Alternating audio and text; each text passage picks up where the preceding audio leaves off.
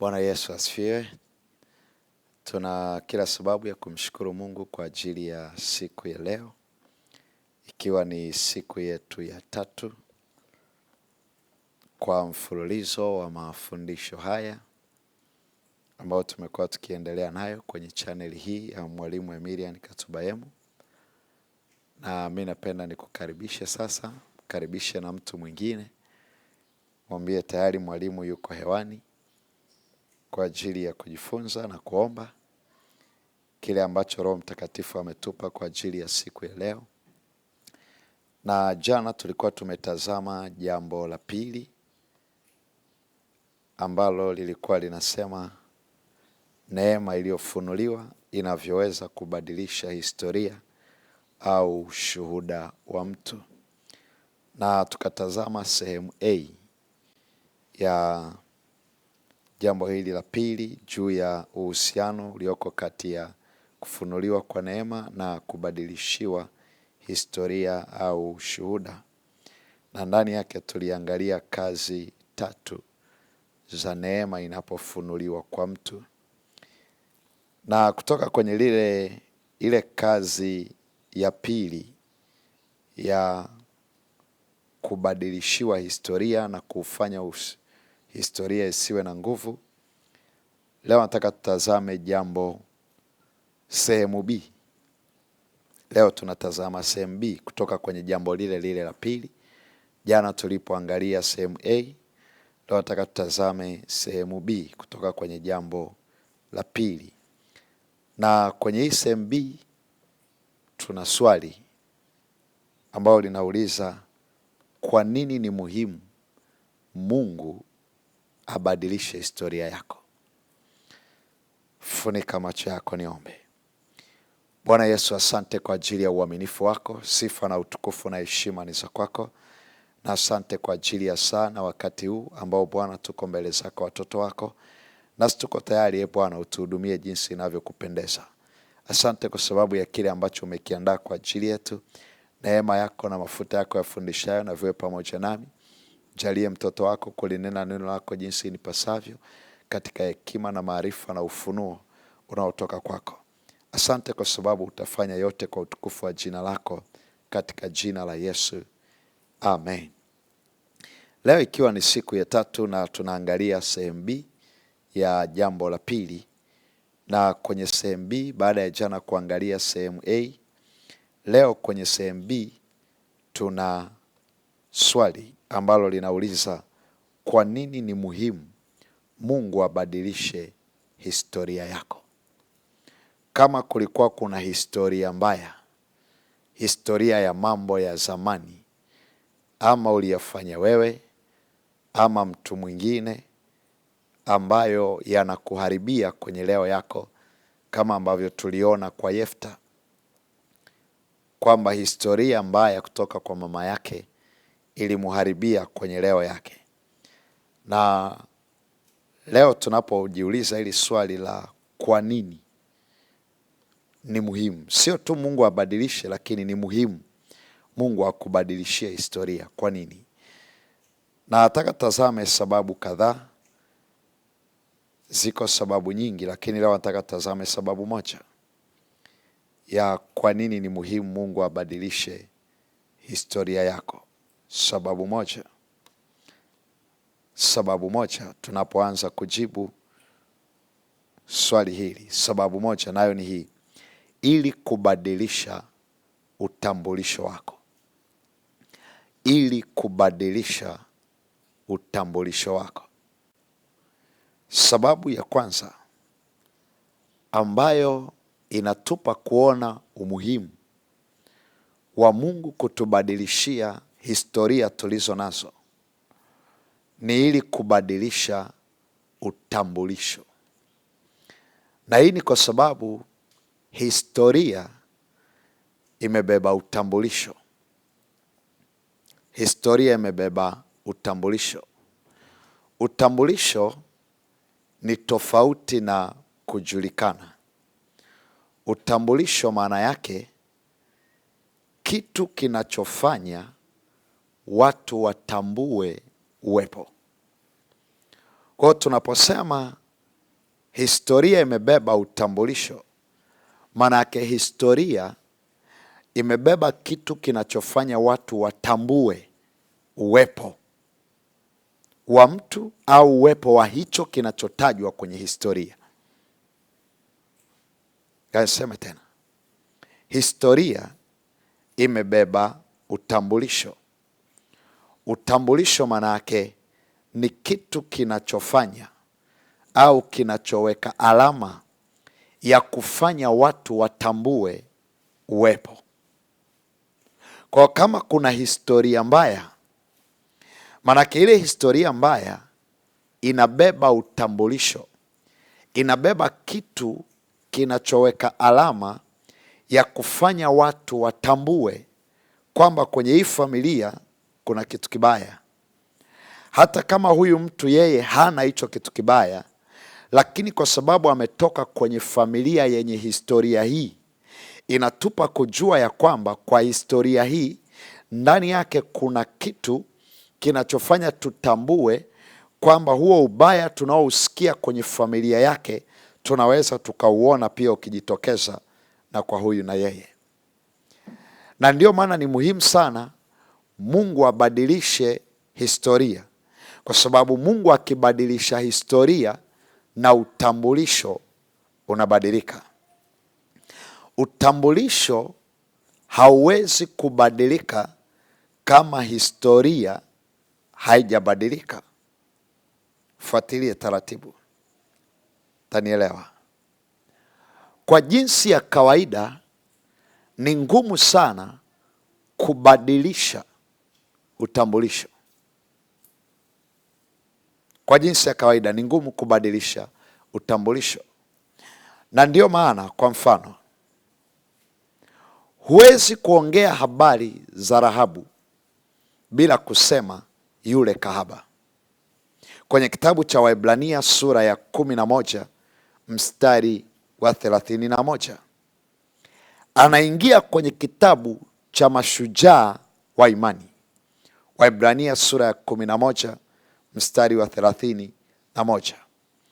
Utaona maandiko yanasema kwa imani Rahabu, alafu hajaishia hapo, ikasema yule kahaba. Neno yule maana yake sifa alionayo, utambulisho alionao, anavyojulikana. Maana yake kwenye Biblia kuna kina Rahabu wengi, lakini Rahabu anayezungumzwa hapa ukitaka kumjua, ili isikupe wewe shida ya kutafuta kujua ni Rahabu yupi anayetajwa kwenye hii imani, mtafute Rahabu ambaye alikuwa kahaba kwenye Biblia.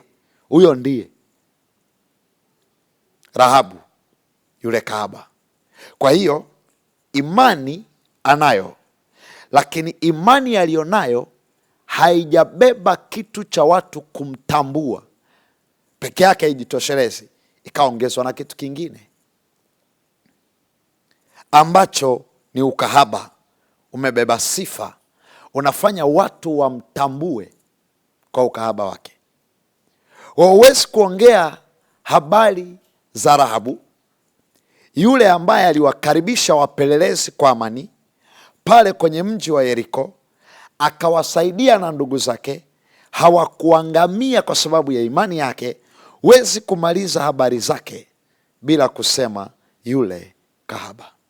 Kwa ukahaba unasimama kama kitambulisho chake, lakini ukahaba sio mzuri, ila ndio unaosimama kubeba utambulisho wake. Kwa tunapozungumza juu ya historia kubadilika, tunacholenga ni kubadilisha pia utambulisho, kwa sababu utambulisho unabadilishwa na historia iliyobadilika. Historia kama haijabadilika, utambulisho pia haubadiliki.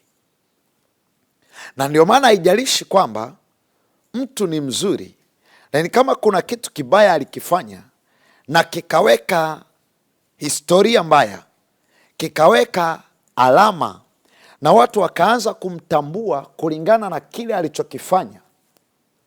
Watu wataanza kumsema binti fulani alitoa mimba, kaka fulani aliacha mke, mtu fulani alifanya hiki.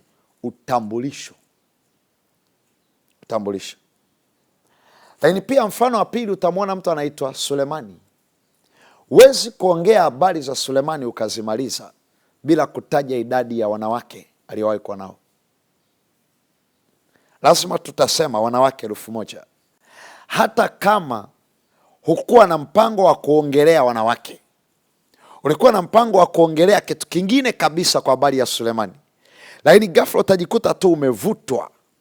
Hata kama ukisema uzungumze hekima ya Sulemani, utajikuta tu unasema pamoja na hekima Sulemani aliyokuwa nayo, na bado alioa wanawake 1000. Kwa hiyo neno wanawake 1000 linasimama kama kitambulisho. Kinachofanya watu wamtambue Sulemani ni historia yake imebeba utambulisho wake. Na inakuwa mbaya zaidi kama historia ni mbaya, kwa sababu historia ikishakuwa mbaya inabeba pia utambulisho mbaya. Historia ikiwa nzuri inabeba utambulisho mzuri. Na ndio maana ukisoma Biblia unaona hata Mungu alikataza wana wa Israeli wanapoingia kwenye nchi ya ahadi wasije wakawaruhusu vijana wao wakaoa binti za wenyeji wa ile nchi, wala binti zao wakaolewa na vijana wa wenyeji wa ile nchi. Na Mungu akaeleza sababu, kwa sababu historia yao ni waabudu miungu mingine. Kwa wanazuiwa kuoa, wanazuiwa kuolewa kule, kwa sababu hawa watu ni watu wa miungu mingine. Historia yao ni wa miungu mingine. Inawezekana walioabudu miungu mingine ni mababa na mababu waliotangulia. Hawa vijana waliokuja saa hii hawajatokea kwenye hiyo familia. Hawa vijana waliokuja saa hii wametoka kwenye hiyo familia, lakini hawajawahi kwenda kufanya ibada za miungu, hawajawahi kwenda kufanya matambiko. Ni vijana wazuri, lakini ile historia, kwa sababu iko kwenye familia, inabeba utambulisho mbaya na inafanya watambulike vibaya. Kuna movie moja nilikuwa natazama, kanda moja nilikuwa natazama. Kijana alikuwa anataka kuoa binti wa mtu fulani, wa jirani fulani. Akaenda kwa mjomba wake, akamwambia, "Anko, kuna binti nimemuona na nimempenda, nataka kumuoa." "Binti gani?" Akamtaja binti fulani. Akamwambia, "Binti ni wa mzee fulani." Akasema, "Ndio." Anko akamwambia mjomba, "Mimi ninawafahamu watu wengi sana. Niko tayari nikutafutie binti mwingine, lakini usioe kwenye ile familia." Akauliza, "Kwa nini?" Akasema, "Kwa sababu babake ni mchawi, babake ni mshirikina, babake sio mtu mzuri, ni mkorofi." Kwa kuna historia iko kwa babake ambayo inakuja kuathiri leo ya binti yake. Kwa huyu binti anajikuta kuna vitu ananyimwa, sio kwa sababu yake, ila kwa sababu ya historia ya babake. Na ndio maana ni muhimu sana Mungu abadilishe historia, kwamba ni historia ya kwako mwenyewe au ni historia ya mtu mwingine anayehusiana na wewe. Ni muhimu sana Mungu akubadilishie, ili pia kubadilisha utambulisho. Sasa kwenye mtiririko wa jambo hili tunaojifunza leo la sababu hii ya kwanza, kwamba ili kubadilisha utambulisho wako, na nimekwambia historia au ushuhuda unabeba utambulisho. Nataka tazame kwa pointi chache, na mimi nataka nikupe pointi kama 3 hivi, kama nitaweza kuzifikia zote. Pointi ya kwanza. Historia si tu yale maneno yanayosemwa kukuhusu wewe. Pointi ya kwanza. Historia si tu yale maneno yanayosemwa kukuhusu wewe, bali ni roho kamili inayofanya kazi nyuma ya yale maneno yanayosemwa kukuhusu. Historia si tu maneno yanayosemwa kukuhusu wewe, bali ni roho kamili inayofanya kazi nyuma ya yale maneno kukuhusu. Inafanya kazi ya namna gani? Kazi ya kusimamia utekelezwaji wa kilichosemwa. Roho yoyote iliyoko nyuma ya maneno yanayosemwa, kazi yake ni kusimamia utekelezwaji wa kilichosemwa. Kama ambavyo Roho wa Mungu kazi yake mojawapo ni kusimamia utekelezwaji wa neno la Mungu kama lilivyosema, ili kitokee sawasawa na neno la Mungu lilivyosema. Kwa kinachotokea kwenye neno la Mungu sio tu neno, bali ni Roho Mtakatifu aliyoko nyuma ya lile neno, anayetembea na lile neno. Na kwenye historia, hayo maneno yanayosemwa sio tu maneno, bali kuna roho inaachiliwa kwa ajili ya kwenda kusimamia utekelezwaji wa kile kilichosemwa, ili kwamba kitokee sawasawa na kilivyosemwa, kitokee kile kinachotafutwa kwenye yanayosemwa. Kwa sababu wakati mwingine kwenye yale yanayosemwa hakitafutwi tu kile kinachosemwa, bali kuna cha zaidi kinachotafutwa kwenye yanayosema. Kwa hiyo ile roho yenyewe kazi yake ni kufuatilia kimojawapo nia ya msemaji. Huyu aliyesema juu ya historia yako mbaya, alisema akiwa na nia gani? Ile nia aliyonayo, roho itaanza kufuatilia ili kusimamia utekelezwaji sawasawa na nia ya msemaji. Amesema akiwa na nia ya kukuharibia. Kwa kuna roho ya uharibifu inaanza kufuatilia yale maneno ili kutekeleza kuharibikiwa kwako. Kwa sababu yule aliyesema ile historia yako mbaya, aliisema sio kama ushuhuda, aliisema akiwa na nia ya kukuharibia, sio akisema kwa nia ya kushuhudia. Kwa sababu kuna mwingine anaweza akazungumza historia yako mbaya, lakini katika namna ya kushuhudia. Kwa haishii kwenye ule ubaya wako, anaenda mbali zaidi kwamba alikuwa mbaya amekuwa mzuri. Haishii hapo, yeye anazungumza tu ule ubaya ulio nao. Kwa nini kinachotokea? Ile roho iliyoko nyuma ya maneno inaanza kufuatilia utekelezwaji wa kile kilichosemwa sawasawa na nia ya msemaji. Hebu angalia kitabu kile cha Yohana sura ile ya 6 na mstari wa 63. Yohana Mbatizaji, ile sura, Yohana Mtakatifu sura ya 6 mstari wa 63. Yohana Mtakatifu sura ya 6 na mstari wa 63. Yesu anaandika, anasema, roho ndiyo itiayo uzima. Roho ndiyo itiayo uzima, mwili haufai kitu.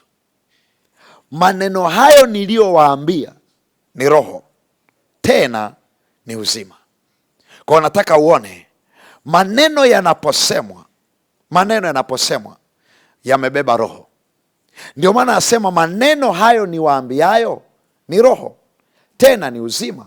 Kwa linapotoka mdomoni, linatoka likiwa kama neno, lakini kwenye ulimwengu wa roho sio tu neno, bali ni roho. Roho kwa lugha nyingine, hapa unaona ametumia herufi ndogo. Kuna neno la herufi ndogo, anasema maneno hayo niliyowaambia ni roho ya herufi ndogo, inayomaanisha ni nguvu ya utekelezaji inayoachiliwa kwenye yale maneno. Ndio maana huku nyuma anasema roho ndiyo itiayo uzima. Kwa roho ndani yake imebeba kitu inachokiachilia kwenda mahali ambako lile neno linaenda kutamkwa. Roho nyuma yake imebeba kitu inachokiachilia kwenda mahali ambapo lile neno linatamkwa. Kwa hiyo historia usitazame tu kama maneno yanayosemwa, kwamba watu wamesema hiki, watu wamesema kile na mimi siko hivyo. Ni kweli wamesema juu ya familia yetu, lakini mimi hicho kitu sina. Wamesema juu ya ukoo wetu, lakini mimi hicho kitu sina. Wamesema juu ya mambo ya wakati ule, lakini mimi nilishaokoka tayari, nimeshabadilika, hayo mambo nilishaacha. Na watu wengi sana, kwa sababu ya kuto kujifunza nguvu ya maneno, kwa wao nafikiri ni kitu cha kusemwa tu, ni maneno. Wanapuuza kitu kinachozungumzwa juu yao, wanapuuza zile historia. Watu wanapoanza kuzungumza kuhusu wao, kuna maneno wanayazungumza kuwahusu, kwamba huyu mtu ametoka kwenye familia yenye ubaya 1 2 3, huyu mtu ametoka kwenye ukoo wenye tabia 1 2 3, huyu mtu anatoka kwenye mkoa wenye 1 2 3, huyu mtu kabla hajaokoka alikuwa hivi na hivi. Mnamjua huyu mtu, na wao wanapuuza, wanafikiria hana maana. Wanasema kwa sababu mimi siko hivyo, nishabadilika. Lakini hawajui kilichoko nyuma yake, kwamba sio tu maneno yanayosemwa, lakini kuna roho inayofuatilia. Na ndio maana ukisoma kwenye Biblia maandiko, kuna maana yasema Mungu atakomesha maneno. Moja ya vita ngumu sana ambayo Musa aliyokutana nayo ni vita ya maneno. Vita ya maneno, na sio vita nyepesi kama ambavyo wengi wanafikiri, kwa sababu mahali pengine vita ya maneno yenyewe inakutaka unyamaze. Kama unataka kushinda hiyo vita, usijibu chochote. Na isivyo bahati au kwa bahati mbaya, ni mara chache sana uwaga tunaweza kunyamaza, sababu tutataka kuongea, tutataka kujitetea, tuonekane kwamba hayo yanayosemwa hatujafanya, hayo yanayosemwa ni uongo, tunasingiziwa, ni mambo ya miaka mingi. Wewe unaona kama ni historia tu watu wanasema, lakini usijue ya kwamba nyuma ya hayo maneno yanayosemwa kuna roho inayofuatilia. Kuna roho inayofuatilia. Tana mtu anaenda anaomba kazi vizuri, anapata kazi. Kwenye ile kazi anapata kibali. Baada ya muda yanainuka maneno, yanapelekwa kwa bosi. Bosi, unajua mtu fulani sasa hivi unamuona anaenda hivi na hivi, ananawili kwa sababu 1 2 3, yeye amefanya hiki na kile. Baada ya muda yale maneno yanamuingia bosi vizuri, anaanza kufika mahali pa kuanza kukuchukia. Sababu ni nini? Maneno aliyosemeshwa kukuhusu. Ameambiwa historia yako ya zamani, alikuwa na kuamini vizuri. Alipoambiwa habari zako za zamani, alipoambiwa historia yako ya zamani, ndani yake anaanza kupoteza imani na wewe, akuamini tena, akuamini tena. Unakumbuka habari za mtu anaitwa Sauli? Kilichomponza Sauli mpaka akafanya kitu Mungu ambacho hajamwambia. Wakati Samueli anamuuliza, kwa nini ukuitii sauti ya Bwana? Samueli akasema, ni kwa sababu naliwaogopa watu, nikasikiliza maneno yao. Maneno aliyoyasikiliza. Kwa hiyo sikiliza, yale maneno watu waliomwambia, nyuma yake alikuwa amebeba roho ya hofu. Kwa hiyo akaingiza roho ya hofu ndani ya Sauli. Sauli akafanya si kwa kumtii Bwana, akafanya kwa kuwaogopa watu. Hakufanya kwa kutaka kwake, alifanya kwa kuwaogopa watu.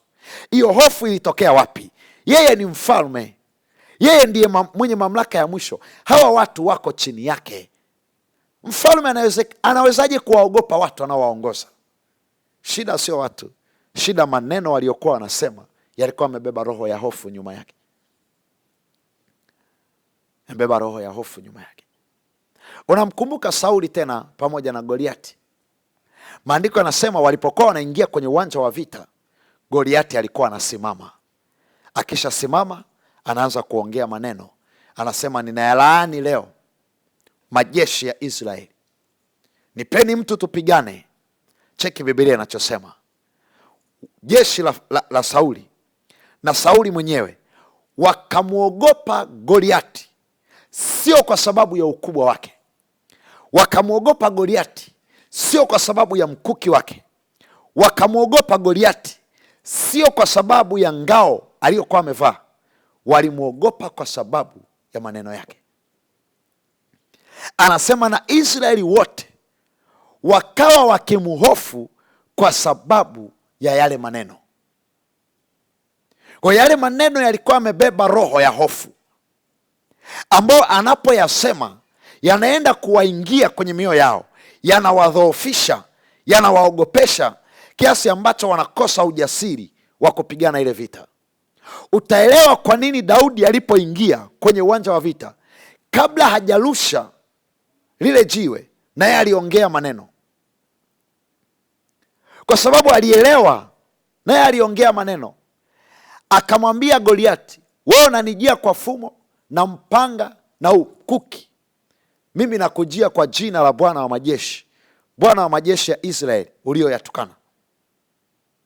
Naye alianza na maneno, kwa sababu alielewa kwamba maneno yamebeba roho nyuma yake. So watu wengi sana wanapofika kwenye eneo la namna hii, waga wanafikiri swala la maneno yanayozungumzwa kuhusu mambo yao ya zamani, kuhusu mambo ya familia zao, ni maneno tu yanapita. Kwamba kwenye ile familia hakunaga mtu anayevukaga miaka 40. Wote wanakufa wakiwa chini ya miaka 40. Na yeye anajiona kwa sababu ameshavuka miaka 40, anasema hayo maneno mimi hayanihusu. Mimi hayanihusu. Unaweza ukafikiri hayakuhusu, na kumbe na wewe hayo maneno yamekupata. Unasema kwa namna gani? Kwani hujasoma Biblia yako? Ana jina la kuwa hai lakini amekufa. Hujafa kimwili lakini kimaisha umekufa. Umevuka miaka 40 lakini maisha yamekwamia mwaka wa 39. Haujavuka kimaisha kwenda kwenye mwaka 40 kimaisha. Wewe ulifikiri ni maneno tu yanayosemwa kwamba wanakufaga wakifika miaka 40 wanakufa. Nenda kasome Biblia yako kwa habari ya mzee Eli. Adhabu ilipotolewa aliambiwa hakutakuwa na mtu atakaye kufa akiwa mtu mzima, manake wote watakufa wakifikisha miaka 60. Akapewa hicho kitu. Lakini ukienda kufuatilia kwenye kizazi chake, kuna watu walivuka miaka 60. Walivuka miaka 60. Walivuka miaka 60 kwa namba, lakini kimaisha wamekwama, kwa sababu ni roho inayofanya kazi. Kwa usiangalie tu kwamba ni maneno. Ndio maana nasema mwili haufai kitu. Mwili haufai kitu. Manake usiangalie tu vitu vya mwilini, tafuta rohoni. Ukiangalia vitu vya mwilini unaweza ukafikiri ni okay, kumbe sio okay. Angalia rohoni, kwa sababu huko ndo kunakoamua matokeo. Rohoni ndo kunakoamua matokeo. Kwa hiyo unaweza ukasema yamesemwa maneno kwamba kwenye familia watu waga wanakufa, wanakufaga. Kwenye familia wamesema sisi hakunaga wasomi, lakini mimi namshukuru Mungu nimetoboa, nimefika mpaka chuo kikuu. Wenzangu wote waliishia form 4. Hauna shida. Hiyo historia inazunguka. Cheki maisha yako. Uliyefika chuo kikuu na walioishia form 4 wote maisha sawa. Kimaisha wote mnafanana. Wote kimaisha mnafanana. Wewe ambaye ulifika chuo kikuu, ambaye hawa wenzako ambao hawajafika chuo kikuu wanatarajia kwamba uwasaidie, lakini wewe mwenyewe huwezi kuwasaidia, kwa sababu ni kweli ulivuka. Historia inasema tunaishiaga form 4. Wewe ukavuka paka chuo, lakini ulivuka paka chuo kwa namba. Ulivuka paka chuo kimwili, lakini kimaisha ulikwama form 4. Na ndio maana hali ya kimaisha inafanana na waliokwama form 4. Na ndio maana ile kwamba umeokoka unasema nimeokoka, nampenda Bwana, namtumikia Bwana. Usiridhike unapoona kuna historia fulani iko kwenye familia, iko kwenye ukoo. Fuatilia hiyo historia. Ngoja nikusemesha historia ya mtu mwingine, anaitwa Ibrahim.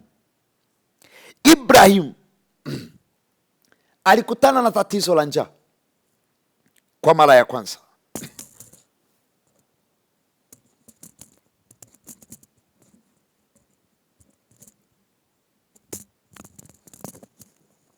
Alikutana na tatizo la njaa kwa mara ya kwanza Ibrahim. Na alipokutana na ile tatizo, maandiko yanasema akakimbilia Gerari. Amefika kule Gerari, na alipomtazama Sara alikuwa ni mzuri kiasi ambacho Ibrahim akaogopa. Akasema watu wakimuona wataniua, alafu watamchukua Sara. Kwa afanyaje? Akasema huyu mtu ni dada yangu. Amefika pale, wameingia Gerari, na kweli Sara alipoulizwa akasema ni kaka yangu. Lakini kwa kweli walikuwa ni mtu na mke wake, tatizo la njaa, na anasema ni dada yangu, ni kaka yangu. Wamekaa pale, na baadaye ikaja kujulikana kwamba hawa watu sio ndugu, ni mtu na mke wake. Angalia kitu, nikaja njaa ya mara ya pili, wakakimbilia kwenda Misri, wakapata msaada. Walipopata ule msaada, baada ya Ibrahim akaja mtoto wake anaitwa Isaka. Kitu kile kile kilichotokea kwa Ibrahim kikatokea na kwa Isaka. Njaa ikaingia, akashuka kwenda Gerari, na yeye mbinu ile ile aliyoitumia baba yake na yeye akaitumia.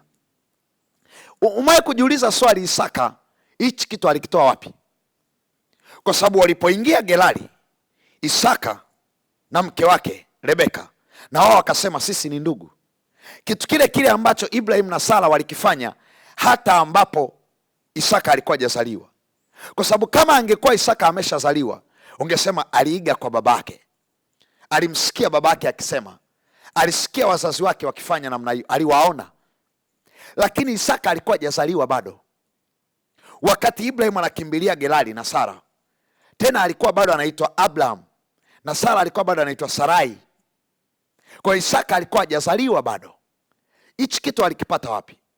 Utaelewa ni kitu cha kurithi, ni roho, na chochote kinachorithiwa ni roho. Watu wanarithi roho, hawarithi mali. Na ndio maana ukienda kwenye familia ambazo mzazi ameacha mali akafa, kama alirithisha mali bila roho, zile mali zitatupotea na watu wasijue zimepotea kwenda wapi. Na ndio hapo watu wataanza kusema hazikuwa mali halali, nasikana zilikuwa ni mali za nguvu za giza. Kwa hao watoto walipopokea wameshindwa namna ya kuendana nazo. Hapana, walishindwa kurithi roho iliyosababisha baba yao akapata mali. Kwa Isaka akarithi ile roho ya uongo, akarithi ile roho ya njaa, akarithi mbinu ya kujificha, akarithi mahali pa kupata msaada. Babake alikimbilia Gerari, naye akakimbilia Gerari. Babake akasema dadangu, naye akasema dadangu. Njaa ikaingia mara ya pili. Njaa ya mara ya pili ya kwa Ibrahim, alikimbilia Misri akapata msaada. Njaa ya mara ya pili kwa Isaka, naye alitaka kukimbilia Misri. Mungu akamwambia usishuke kwenda Misri, kaa hapa, panda utapata. Akaanzisha kilimo cha umwagiliaji, fukua visima vya babako Ibrahim, akafukua akapata. Na unakumbuka ikajirudia tena kwa Yakobo ambaye ni mjukuu wa Ibrahim, kikajirudia historia. Ni roho inayotembea kutoka kizazi kimoja kwenda kizazi kingine. Kwa hiyo unaweza ukafikiri kwamba mimi nimevuka, mimi sio kama wale. Lakini cheki, umevukaje? Umevuka kimwili au umevuka kimaisha kabisa? Kwa sababu kwa jinsi ya nje unaweza ukafikiri umevuka, lakini kumbe kimaisha umekwama. Hauna tofauti na wale ambao hata kwa miaka, hata kwa hali za kimaisha waliishia pale, na ukajikuta umeishia hapo. Historia. Kwa usitazame tu kama maneno yanayozungumzwa, elewa kwamba hii ni roho. Usipoishughulikia inaweza ikakukwamisha, inaweza ikakukwamisha. Angalia hata upande wa wake zao. Sara alipata shida kupata mtoto, Rebeka alipata shida kupata mtoto, Raheli alipata shida kupata mtoto. Historia. Na hao watu kumbuka ni ndugu, sio kasahau. Hao watu wametoka kwenye familia moja. Ibrahim na Sara ni mtu na dada yake kabisa, wa baba moja mama tofauti. Ibrahim na Sara ni mtu na dada yake wa baba mmoja mama tofauti. Ndio maana Ibrahim alipoulizwa na mzee Gerari akasema, ni kweli huyu ni dada yangu, ni mwana wa babangu, lakini si mwana wa mamangu, ni baba moja mama tofauti. Rebeka na Isaka ni mtu na dada yake, mtoto wa mjomba na mtoto wa shangazi. Yakobo na Raheli ni mtu na dada yake, mtoto wa mjomba na mtoto wa shangazi. Kwa wametoka kwenye ukoo mmoja. Umeelewa sasa? Kwa hiyo ni historia inayotembea kwenye ukoo. Natembea kwenye ukoo. Ni roho inayotembea na inawakwamisha. Kitu kile kile kinajirudia. kwa sababu ni roho. Lazima uwe mwangalifu sana, usifikiri tu kwamba ni maneno watu wanaozungumza juu ya ukoo wetu, kwamba watu wa ukoo wetu, wazaliwa wa kwanza wa ukoo wetu, kila akifikisha miaka fulani anapatwa na tatizo la akili, anapatwa na tatizo la akili. Na wewe ndo mzaliwa wa kwanza pia. Unasema mimi namshukuru Mungu kwamba nimeshaokoka na kwenye hiyo miaka sijapata tatizo la akili. Cheki vizuri, hujapata tatizo la akili kimwili, lakini una tatizo la kiroho, la akili ya kiroho. Wewe mwenyewe ukijitazama ukiroho wako unaona kabisa una shida. Ni kama mtu ambaye ana tatizo la afya ya akili ya kiroho. Kwa jinsi ya mwili umevuka, lakini afya ya akili ya kiroho ina shida. Kwa sababu tunao watu wana afya ya akili ya kiroho, kama ambavyo kuna afya ya akili ya kawaida, na vivyo pia kuna afya ya akili ya kiroho. Kwa hiyo alifikiri amevuka kwenye hilo eneo, akafikiri hiyo historia imejitenga naye, kumbe imekuja kumbana kwenye upande aliokimbilia. Wewe ulifikiri ukikimbilia kwa Yesu, na wakati mwingine unajitia moyo ya kwamba pale msalabani Yesu alisema imekwisha, kwa kila kitu kimekwisha. Imekwisha, lakini kuna gharama ili kuidhihirisha hiyo imekwisha. Usije ukasahau hicho kitu. Ngoja niseme tena, imekwisha, lakini kuna gharama ya kuidhihirisha hiyo imekwisha. Usipolipa gharama ya kuidhihirisha imekwisha, itakuwa imekwisha lakini kwako haijaisha. Msalabani imeisha, lakini kwako haijaisha. Kwako haijaisha. Wakati Yesu yuko kwenye boti na wanafunzi, na dhoruba ikaja ikakipiga kile chombo, wako kwenye boti. Unajua ile boti wakati inasukwasukwa, Yesu alikuwa amelala kama vile haelewi kinachoendelea. Ni kama vile ule msukosuko unaotokea yeye haumuhusu. Na ni kwa sababu yeye alikuwa anajua kwamba mimi safari yangu, kufa kwangu ni msalabani. Sifiki kwenye maji. Sifiki kwenye maji. Kwa kama wanafunzi wasingelipa gharama ya kuanza kumwamsha Yesu kwa kumpigia makelele, chombo kingezama, wangekufa. Yesu angetoka. Angetoka. Kwa sitazame historia inayozungumzwa kuhusu wewe au kuhusu watu wanaohusiana na wewe kikawaida. Nyuma yake imebeba roho. Pointi ya pili. Pointi ya pili. Neema inapoingia kazini kukubadilishia historia, itakupa kitu cha kufanya kitakachotengeneza historia mpya kukuhusu. Neema inapoingia kazini kukubadilishia historia, itakupa kitu kipya cha kufanya ili kukutengenezea historia mpya kukuhusu. Neema inapoingia kazini kukubadilishia historia, itakupa kitu kipya cha kufanya ili kukutengenezea historia mpya kukuhusu. Kwa sababu historia iliyopo ni matokeo ya vilivyofanywa. Historia iliyopo ni matokeo ya vilivyofanywa, kwamba ulifanya wewe au walifanya watu wengine, lakini kile kilichofanyika ndicho kilichotababisha, kilichotengeneza hiyo historia ambayo ipo. Kwa neema inapoanza kubadilisha historia, moja ya kitu itakachofanya, inakupa kitu kipya cha kufanya, ambacho ukifanya hicho kitu kinaenda kutengeneza historia mpya ya kukuhusu wewe, hata na familia yako pia. Hata na familia yako pia. Na ndio maana ukishapata neema, na neema ikishafunuliwa, angalia sana ndani ya neema yako unapewa nini cha kufanya. Sikiliza sana ndani ya neema yako unaambiwa nini ufanye. Kwa sababu si tu kwamba neema inakuja tu, ndani yake inakuja ikiwa imebeba kitu cha wewe kufanya, ili kwamba unapokifanya hicho kitu kikutengenezee historia mpya. Tuangalie mifano michache. Kile kitabu cha Matendo ya Mitume ile sura ya 9 mstari wa 1 mpaka wa 6. Matendo ya Mitume sura ile ya 9 mstari wa 1 mpaka wa 6. Maandiko yanasema hivi: lakini Sauli akizidi kutisha na kuwaza kuwaua wanafunzi wa Bwana, akamwendea kuhani mkuu, akataka ampe barua za kwenda Dameski zilizoandikwa kwa masinagogi, ili akiona watu wa njia hii, waume kwa wake, awafunge na kuwaleta Yerusalemu. Hata alipokuwa akisafiri, ikawa alipokaribia Dameski, ghafla ikamwangaza kote kote nuru kutoka mbinguni. Akaanguka chini, akasikia sauti ikimwambia, Sauli, Sauli, mbona waniudhi? Akasema, u nani wewe Bwana? Naye akasema, mimi ndimi Yesu unayeniudhi wewe. Angalia mstari wa 6. Lakini simama uingie mjini, nawe utaambiwa ya kupasayo kutenda.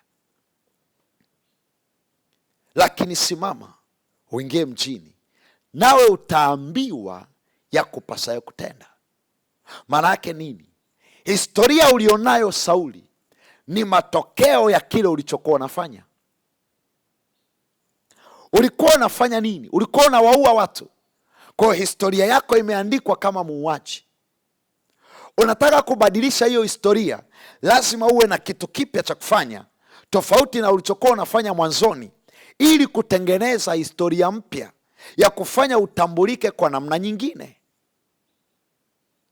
Leo tunamuona Paulo kama mtume ni kwa sababu aliambiwa kimpasacho kufanya, na alipokuwa pale Dameski akapewa cha kufanya, na akaanza kufanya alichopewa kwenye neema, na alipofanya alichopewa kwenye neema kikaenda kutengeneza historia mpya, ambayo leo tunapoanza kuzungumza habari za Sauli, habari za Paulo, habari zake za kuua, tunazizungumza kwa uchache sana, lakini nyingi tunazungumza juu ya utume wake. Na hata tukizungumza habari za kuua kwake alikokuwa anawaua watu, hatuzungumzi katika namna ambayo inaleta madhara kwenye leo yake. Tunazungumza katika namna ya ushuhuda wa kuyaona matendo makuu ya Mungu anavyoweza kuwabadilisha watu, kwa sababu kuna kitu kipya alipewa ndani ya neema cha kufanya. Na ndio maana Paulo anaandika, anasema, nasi twawasihi kwa huruma zake Mungu, msiipokee neema ya Mungu bure. Wakorintho wa pili hiyo sura ya 6 mstari wa 1. Wakorintho wa pili sura ya 6 mstari wa 1 anasema, nasi tukitenda kazi pamoja naye twawasihi, msiipokee neema ya Mungu bure. Nataka uone kwamba neema ya Mungu inapokuja haiji ikiwa tupu, kuna kitu inakuja imebeba. Lile neno bure maana yake msipokee bila kulipa gharama, kwa sababu kuna gharama inatakiwa kulipwa ili hiyo neema iweze kudhihirika, ili hiyo neema iweze kuwafaidia. Haleluya! Kwa ni muhimu uelewe kwamba neema inapokuja inakupa kitu cha kufanya. Sasa watu wengi, tatizo lililopo ni hili hapa. Neema ikija inawapa kitu cha kufanya, lakini hawako tayari kupokea kitu cha kufanya ndani ya neema. Wanataka waendelee kufanya kitu kile kile walichokuwa wanakifanya mwanzoni, ambacho kiliwatengenezea historia mbaya. Sikilize, huwezi kubadilisha historia mbaya ikawa nzuri kwa kuendelea kufanya kitu kile kile kilichosababisha ukawa na historia mbaya. Na ndiyo maana Rahabu, ili historia ya ukahaba ibadilike, ililazimika apewe kitu kingine cha kufanya. Na sio tu kitu cha kufanya, ilazimika aondolewe kwenye eneo alilokuwa anafanyia ukahaba la Yeriko, akaondolewa. Sababu huwezi kubadilisha historia kwa kufanya kitu kile kile kilichotengeneza historia mbaya. Kama ulikuwa ni muuaji na una historia ya uuaji, huwezi kubadilisha historia ya kuwa muuaji kwa kuendelea kuwa muuaji. Unabadilisha historia ya kuwa muuaji kwa kufanya kitu kingine tofauti na kuwa muuaji. Na ndio maana hata sisi kabla hatujaokoka kuna vitu tulikuwa tunavifanya ambavyo vilitutengenezea historia mbaya na utambulisho mbaya. Lakini leo mtu anaitwa mwalimu, anaitwa mtumishi, anaitwa mtume, anaitwa mchungaji, anaitwa nabii. Nini kilichobadilika? Ni kwa sababu ameacha kufanya kile kilichotengeneza historia mbaya, na sasa anafanya kitu kingine alichopokea ndani ya neema yake, ambacho kimemtengenezea historia mpya, ambao watu wakianza kuongea kuhusu yeye wanaongea juu ya upya alionao sasa, na sio ule ukale wake, sio ule uzamani wake. Na ndio maana maandiko yanasema kwenye kitabu cha Wakorinto wa pili sura ya 7 mstari wa 15, hata imekuwa, sura ya 5 mstari wa 17, Wakorinto wa pili sura ya 5 mstari wa 17, hata imekuwa mtu akiwa ndani ya Kristo, tazama ya kale yamepita na sasa yamekuwa mapya. Wakorinto wa pili sura ya 5 mstari wa 17, ya kale yamepita na sasa yamekuwa mapya. Sio tu mambo ya kale, hata na habari za mambo ya kale zinatakiwa zipite. Watu wakianza kuongea kama sasa hivi umekuwa mpya, watu wakianza kuongea kukuhusu wewe, wanatakiwa waongee kuhusu mambo ya upya wako, sio mambo ya ukale wako. So ukiona watu wakianza kuongea kukuhusu wewe bado wanaongea mambo ya ukale wako, ujue kuna shida kwenye historia. Manake historia ya mambo ya zamani bado ina nguvu mpaka kwenye leo yako. Na ndio maana watu wanaweza kuongea zamani yako kwenye leo yako, na sio kuongea leo yako kwenye leo yako. Nasema hivi, ukiona watu bado wanaongea uzamani wako kwenye leo yako, maana yake uzamani wako bado una nguvu kwenye leo yako, una nguvu kwenye leo yako. Na ndio sababu unaona watu wanaongea namna hiyo, kwamba unajaribu sana kujitahidi waonyeshe kwamba nimebadilika, mimi sio yule, niko tofauti, lakini bado watu wanazungumza kwa habari ya mambo ya zamani, kwa sababu bado yana nguvu mpaka kwenye leo yako, mpaka kwenye leo yako. Na ndio maana wanaendelea kuzungumza, ndio maana wanaendelea kuzungumza. Na hiyo ni pointi ya tatu ambayo nataka nikukazie hapo, kwamba pointi ya tatu ambayo nataka nikukazie hapo, neema inapoingia kazini kukubadilishia historia yako, huwa inaua nguvu ya historia ya kwanza ili isitumike kukukwamisha. Neema inapoingia kazini kukubadilishia historia yako, huwa inaua nguvu ya historia ya kwanza ili isitumike kukukwamisha.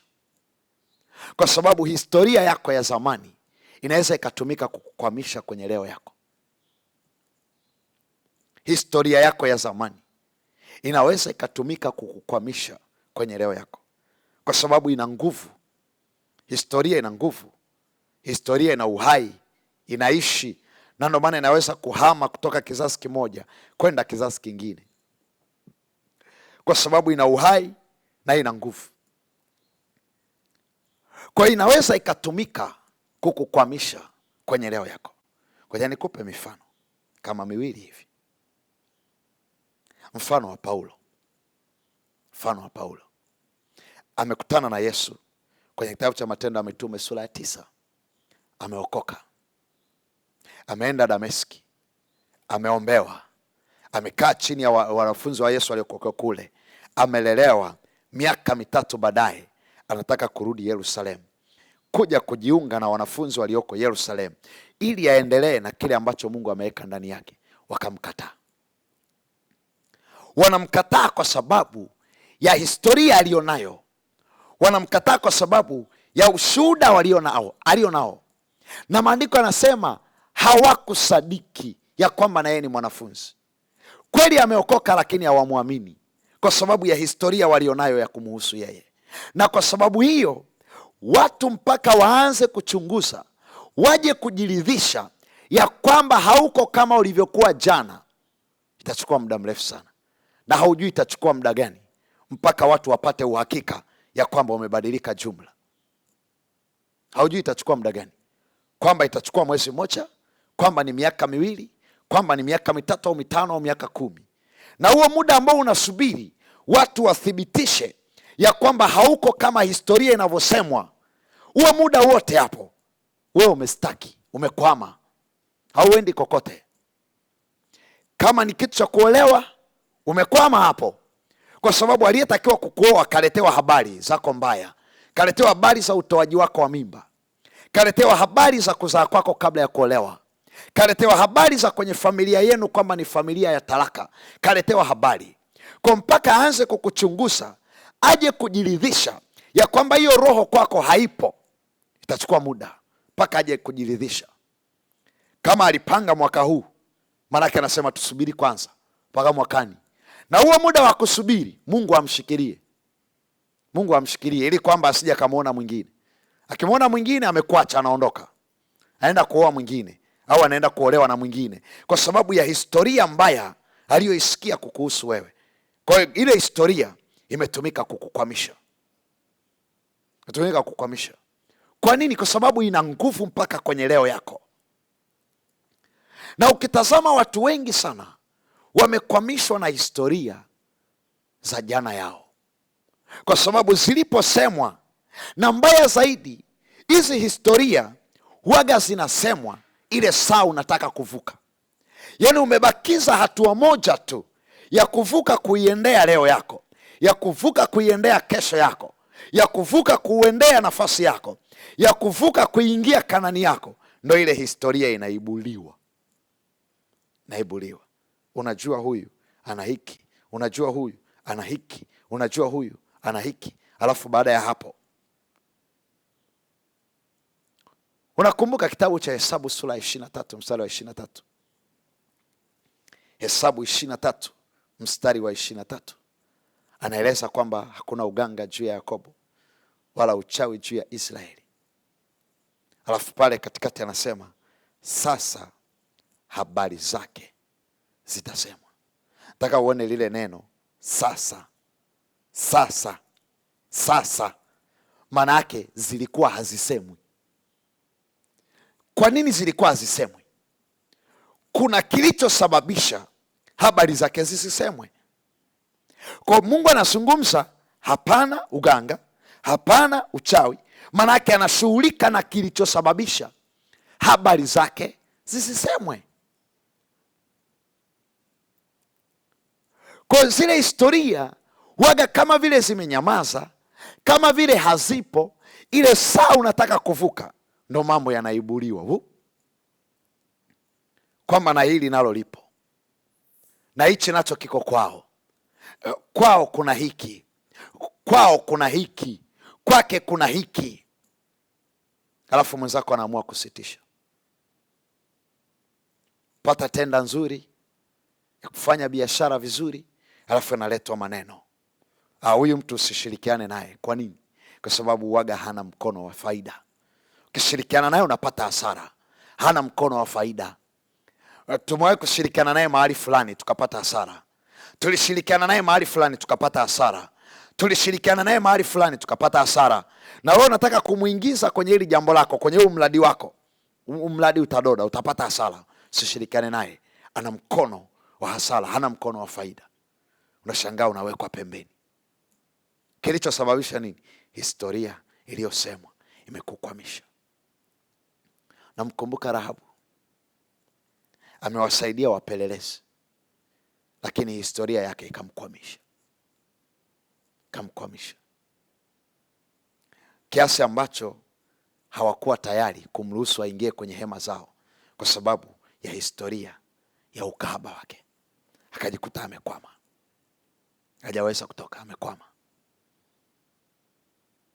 Na ni muhimu sana Yohana kuonyesha hili jambo kwamba ni muhimu sana Mungu abadilishe historia yako, kwa sababu ya hizi pointi tatu hizo kuonyesha kwa siku ya leo kwamba historia yako ikiwa mbaya na isipobadilika inaweza ikatumika kukukwamisha, kwa sababu inayo nguvu, ina uhai, inaishi. Lakini pia historia yako ikiwa mbaya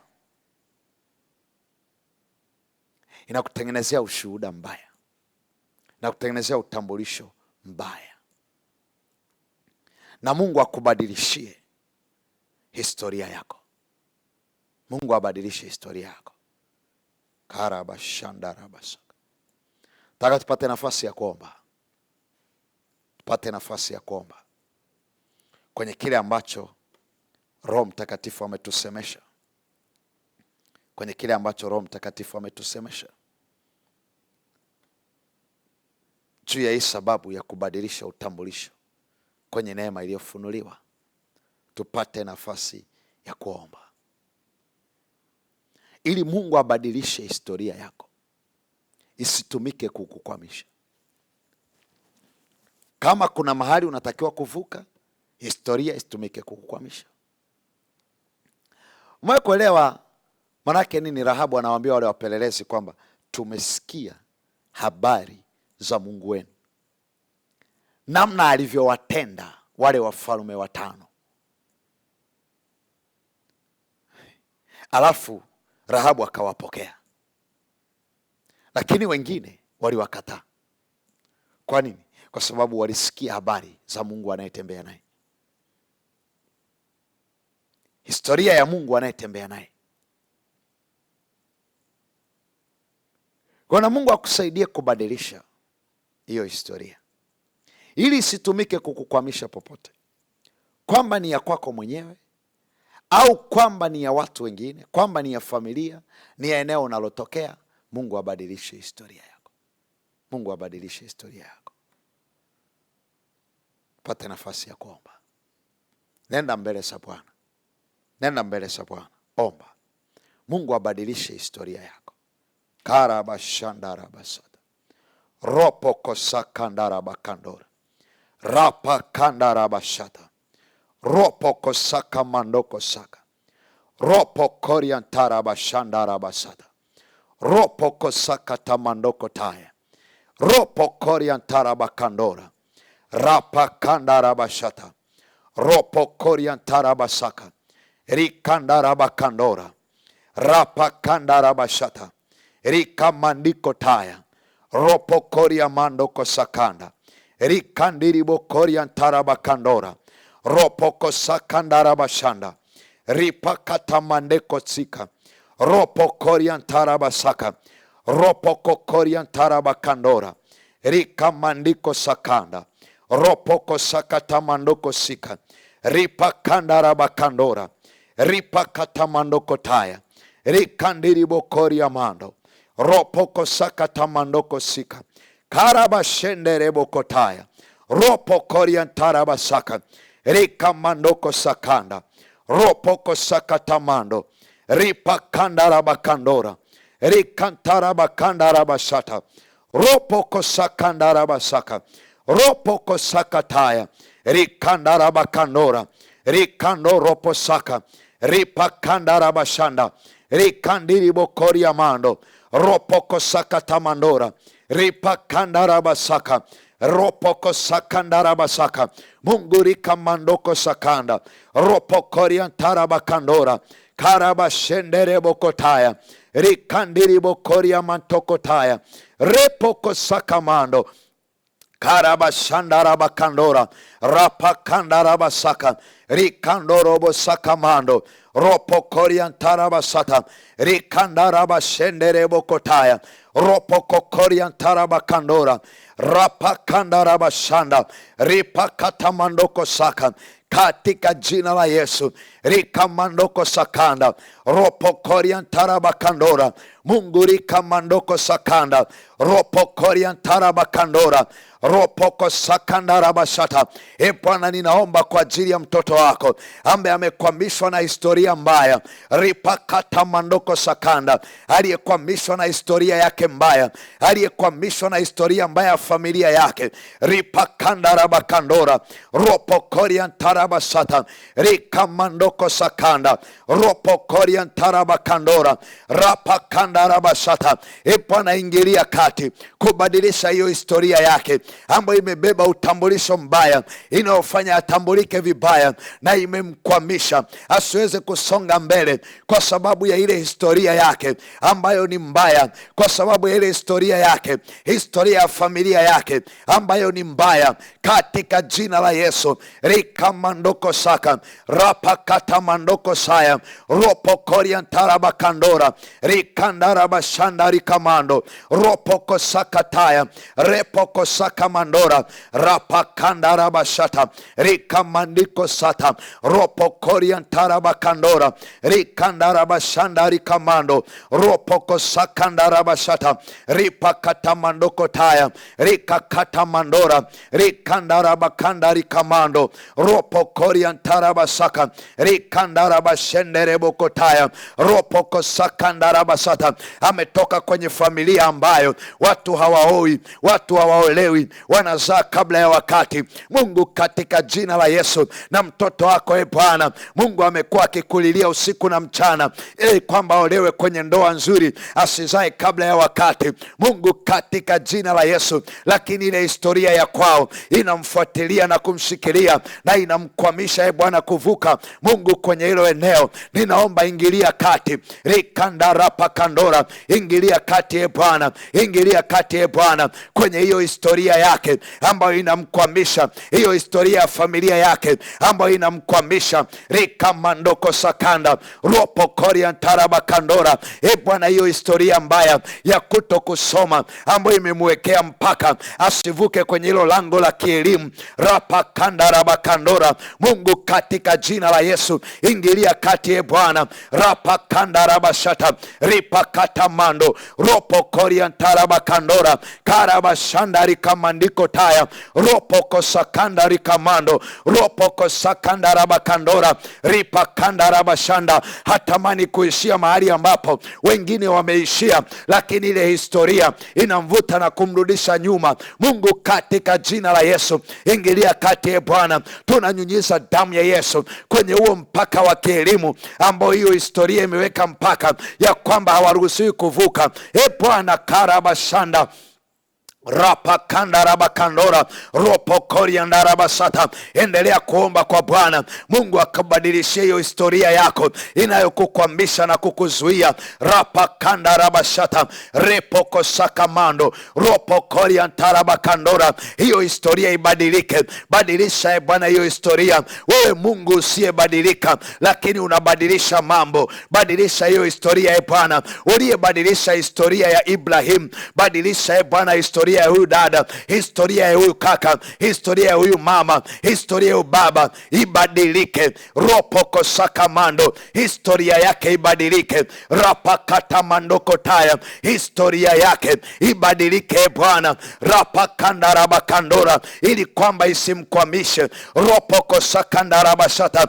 Nguvu iliyoko kwenye hiyo historia, tunanyunyiza damu ya Yesu kwenye hiyo historia Bwana, ambayo imebeba uchafu ndani yake, inayomchafua, inayomuharibia, asiweze kusonga mbele, aonekane kwamba hafai. Damu ya Yesu ipite, damu ya Yesu ipite, damu ya Yesu ipite kwenye maisha yake, imtenge na hiyo historia. Rapa kandaraba kandora ropo koria ndaraba shata rikata mandoko taya ropo koria manda rikandaraba shanda rikamando ropo kosakanda rikamandora karaba shenderebo kotaya rapa kandaraba saka ripa katamandoko taya rikandaraba kandora ropo koria ntaraba saka karaba shenderebo kotaya ropo koria mando.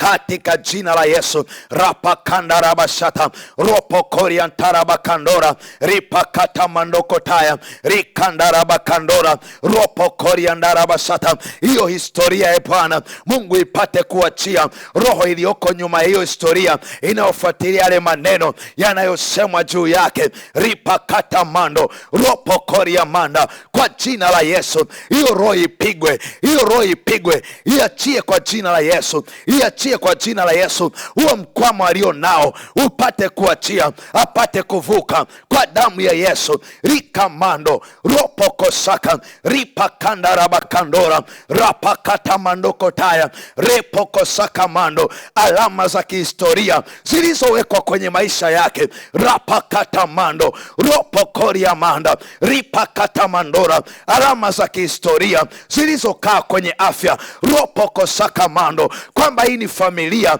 ya watu wa ugonjwa fulani, rapakata mandora ropokoria manda. Alama za kihistoria za maneno yaliyotamkwa, alama za kihistoria za maneno yaliyoandikwa kwenye vipaji vya nyuso, kwenye mikono, rapakanda rabashata, kwenye miuno, kwenye mgongo, rapakata mandora. Maneno yaliyoandikwa kwenye vifua, rapakata mando, kwenye nyayo za miguu, ripakata mandora. Damu ya Yesu ipite, rapakanda rabasata, inafuta hayo maneno yaliyoweka alama za kihistoria. Damu ya Yesu inafuta, damu ya Yesu inafuta, damu ya Yesu inafuta, damu ya Yesu inafuta, tangu kwenye utosi mpaka kwenye unyayo. Damu ya Yesu ifute hayo maneno, ifute hayo maneno, hizo alama kwenye paji la uso, alama za maneno kwa damu ya Yesu ya kihistoria kwenye hizo nyayo, hizo alama za kihistoria zinazoweka uhalali wa hizo roho kumzuia asipige hatua, kwa damu ya Yesu, kwa damu ya Yesu, kwa damu ya Yesu, kwa damu ya Yesu, kwa damu ya Yesu. Hizo alama tunafuta, tunafuta, tunafuta kwa damu ya Yesu. Futika kwa damu ya Yesu, futika, futika, futika hiyo historia, pate kuachia hiyo historia. Imuachie, imuachie, imuachie, asonge mbele, asonge mbele kwa damu ya Yesu. Hiyo historia imuachie, asonge mbele. Hiyo historia imuachie hapo alipokwama, hiyo historia imuachie aweze kuvuka, asonge mbele kwa damu ya Yesu, kwa damu ya Yesu. Hiyo historia ibadilike, ili utambulisho wake naye ubadilike kwa damu ya Yesu, katika jina la Yesu. Kuna mahali amekwama kwa sababu ya utambulisho wake kuwa mbaya, kwa sababu ya ile historia mbaya. Kwa damu ya Yesu Kristo, damu ya Yesu ipite, ibadilishe huo ushuhuda, ibadilishe hiyo historia, ibadilishe huo utambulisho, upate kubadilika. Watu wanapomtazama, watu wanapomtambua, wamtambue kwa namna nyingine, katika jina la Yesu, sio katika namna ile ya zamani. Rapakanda rabashata ropoko sakamando rapakata mandora rapakanda rabashata repoko sakataya ripakanda rabakandora rikanda rabasanda raba ropokoria makata mandora repoko sakamando ripakata mandoko taya rikanderibokoria mandara roboko sakanda rabashata risakamandoko taya riapakanda rabakandora korobo sanda rabasata ropoko saka rikata mandoko taya rapakanda rabakandora. Ni kwa damu ya Yesu, rapakanda rabasata ropokoria mando. Damu yako ipite Bwana, tunajikung'uta hizo historia mbaya kwa damu ya Yesu, kwa damu ya Yesu. Hizo historia mbaya zinazotukwamisha, zinazotuvuta nyuma na kuturudisha nyuma na kutuangusha, tunajikung'uta kwa damu ya Yesu, kwa damu ya Yesu. Zituachie, zituachie, achia kwa jina la Yesu. Rapashata rikamando ropoko sakanda rapakanda rabashata repoko sakamando rapakata mandora rikanda rabasakanda ropokoria mandoko taya rapakanda rabashata risakamandoko taya repoko sakamandira riapakando roboko sakanda rapakanda rabashata rikamandoko sakanda. E Bwana, rikamando rapakata mandoko sata ripakata mandora karabashanda rabakandara repoko sakataya rikamandoko taya rapakanda raba ripakata mando ropokoria ndarabashanda ripakata mandoko sakanda rikanda rabashende reboko taya ropokoria mandoko sakanda rapakanda rabashata risakamandoko taya ropokoria manda. Roho za miungu, roho za mizimu, roho za mababu, roho za familia, roho za kawaida zinazotenda kazi nyuma ya hiyo historia, toka achia, toka achia, toka achia, toka achia kwa damu ya Yesu.